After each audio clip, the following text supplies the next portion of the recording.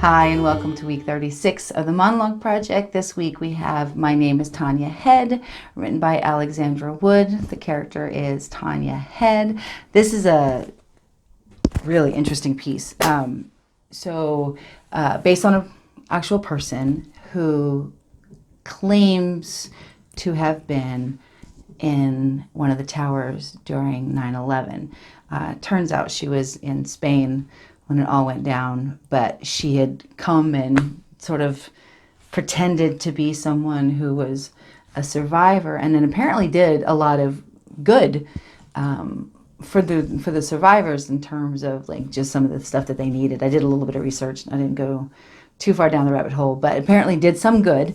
But then it turned out she was lying. So that's an interesting dynamic as far as, okay, she was good, but she was bad. So I think that allows this piece to sort of be taken in whichever way you want it to go. I like the piece. It's kind of a direct address piece. It's supposed to be with a Spanish accent, which apparently I just can't.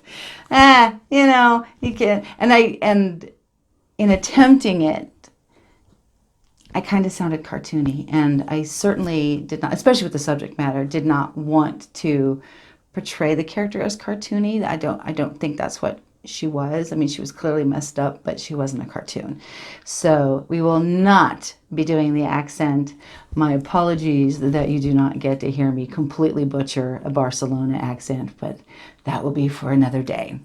All of that said, this is My Name is Tania Head, Alexandra Wood, Tania Head.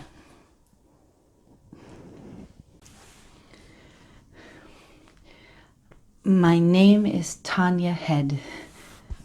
I come from Spain originally, but I've lived in New York for 5 years now, and I consider it my home. I do. I'm glad to be here. I'm glad to be here. That was something I learned to say when I did my course in business English. I'm glad to be here. Insert at start of presentation. But when I say it today, I mean it. I am truly glad to be here because I was on the 78th floor of this South Tower that day, and I could very easily have not been now. I was one of only 19 people above where the plane hit to survive. I am glad to be here.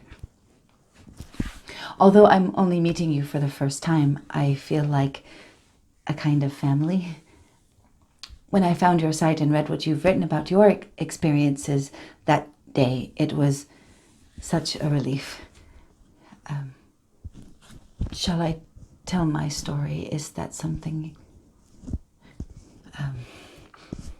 I should start with Dave. He was my fiancé and my best friend. We met when we both went for the same cab. I was in a rush, and so was he, who isn't. So we shared it, and we shared almost everything else from then on. It was the first week that I was here. When I wrote and told my friends in Spain, I've met an American man in a yellow cab, they thought I was joking. And I said, no, it happens even to someone like me. Dave was all-American, the athletic type. He played basketball in college. He was gorgeous, and he made me feel like the most beautiful woman on earth. So you can see how special he was. He was killed in the North Tower where he worked. I was in the South Tower, as I said, on the 78th floor. When I looked around just after it hit, it was like a horror movie. I was choking on the smell of burnt skin and people's insides, and I realized my right arm was on fire. It's funny, what came to me is what I learned at school. I threw myself to the floor and rolled to put it out. The doctors have been wonderful. In amongst the chaos, all the screaming and the panic, I kept thinking about my white wedding dress and swearing my love for Dave.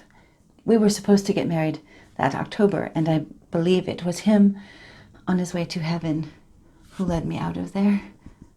I kept thinking of our wedding day, and it kept me alive. In Spain, we have a saying, a Dios rogando y con el mazo dando. You have something similar. God helps those who help themselves. We have to help each other. At that moment, we have to stand outside the site with the tourists and souvenir seller. It's disgraceful. I would like to do what I can to secure access to Ground Zero for those of us who feel it would help in the grieving process. I worked for Merrill Lynch. That's what I was doing in the North Tower. And I want us to use whatever skills we have for good, I suppose. We shouldn't be forgotten. I know I sound like a politician, and God knows we've had enough of them, but I think it's very important. We shouldn't be forgotten.